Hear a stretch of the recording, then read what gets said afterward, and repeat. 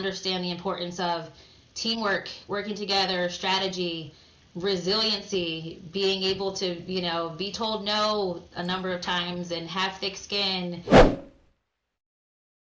One of the things that we talk about a lot at 76 Capital is the similarities between the mindset and the qualities and traits that an entrepreneur needs to be successful in being some of the same exact things that you need to be successful on the field or on the court. And we talk about passion and desire and drive and resiliency. Do you see some of those same things from what you did, on the field and now having to do, in the business world at OneTeam?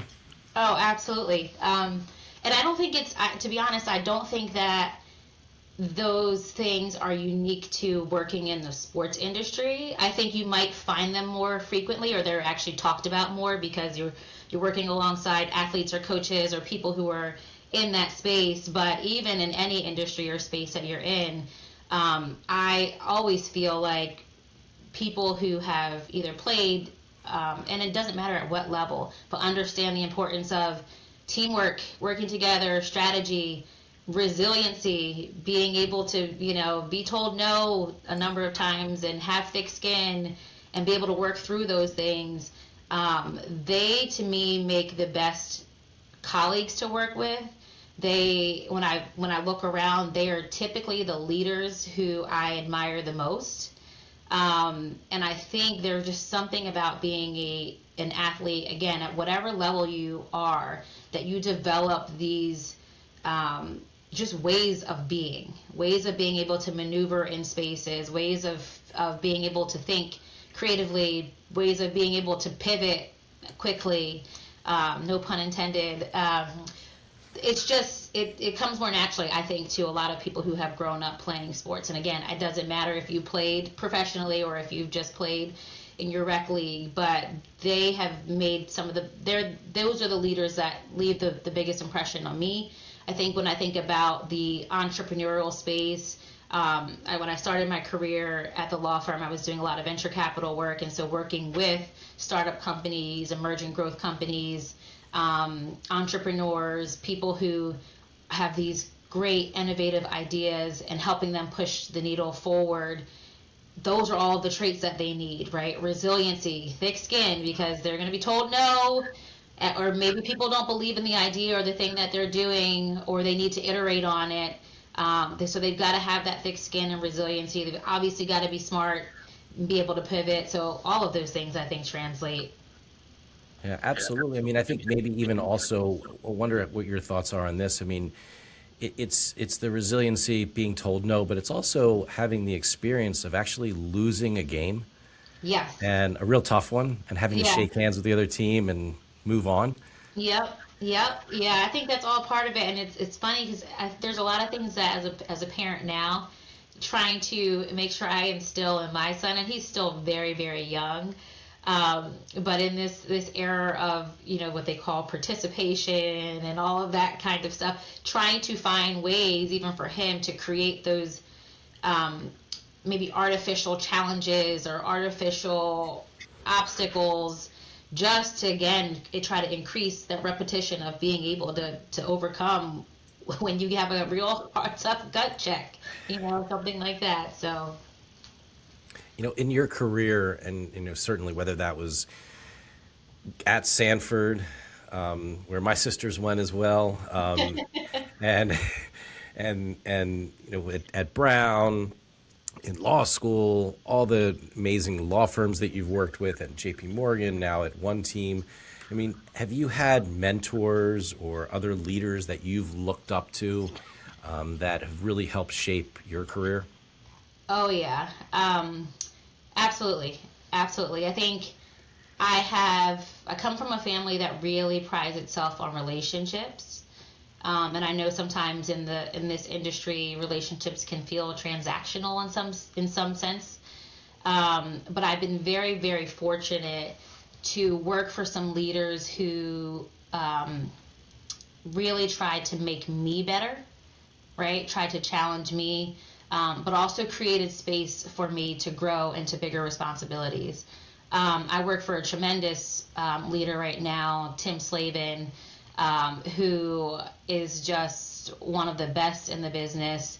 Obviously, extremely smart and experienced in the sports industry, having been at OneTeam since its inception in the role as our chief legal officer, but prior to that, having been the president of the MLBPI for a time. So the amount of experience he brings, but the human element of what he also shows and demonstrates as a leader is just things that I'm always writing down these little notes of, okay, so Tim, this is how he maneuvered and operated in this space.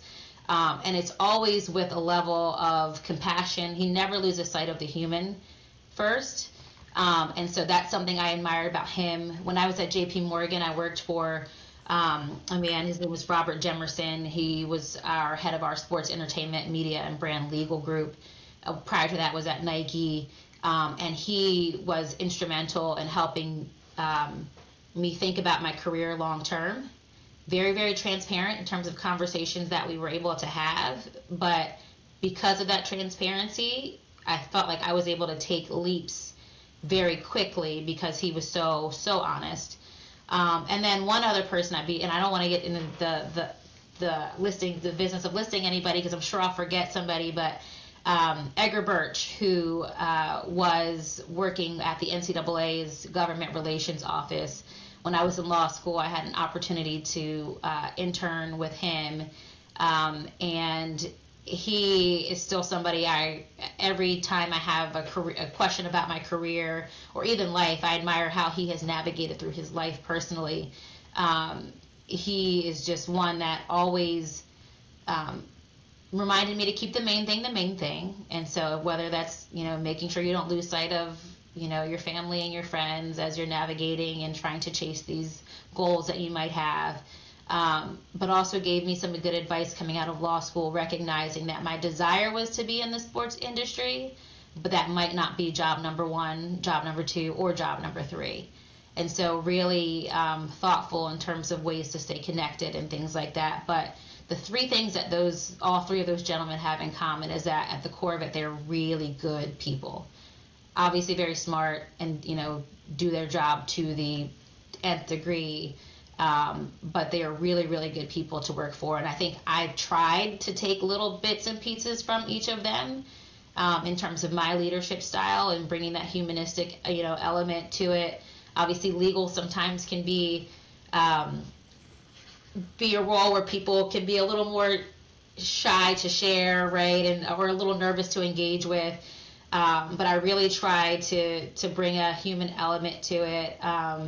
And remind them that we're partners right alongside them, and we're still working towards the same mission, and we're helping them figure out how to get to where they need to get to, right, within the confines that they need to work with. But lots of leadership lessons from them, but really fortunate to have worked for some incredible people first.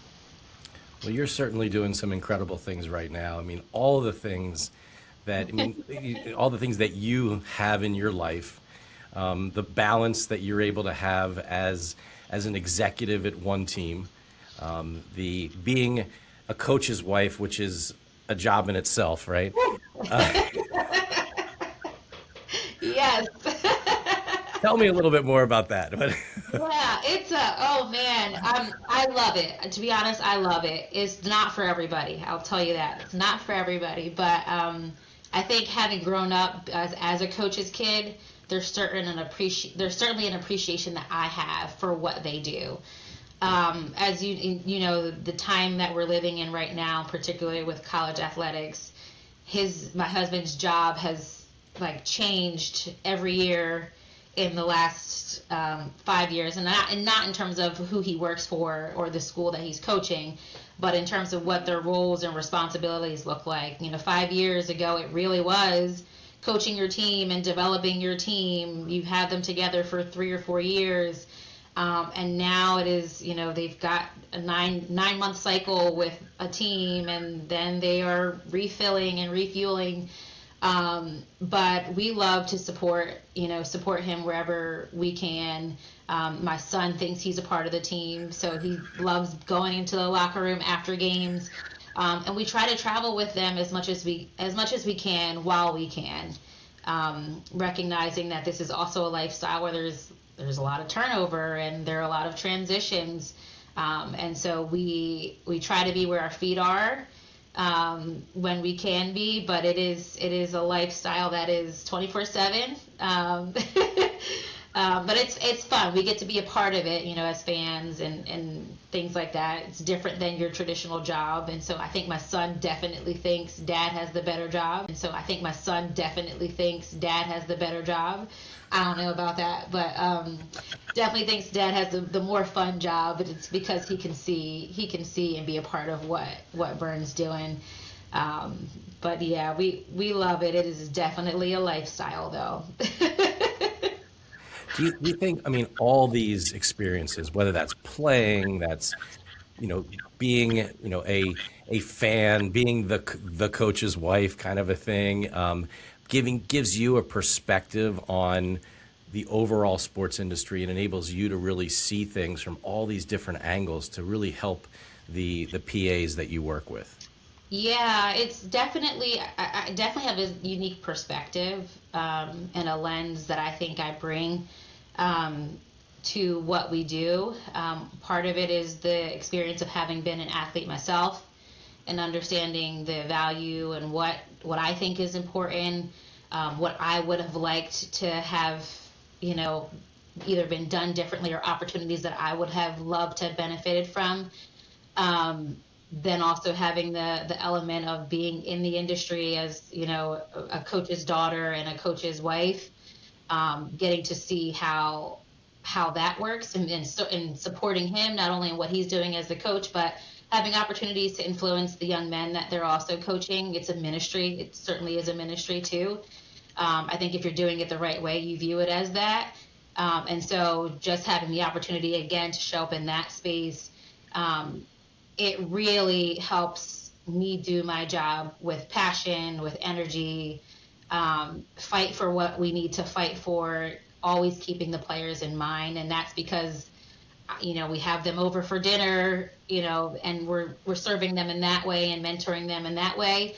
And then when I'm at my job, I'm doing that through opportunities to provide,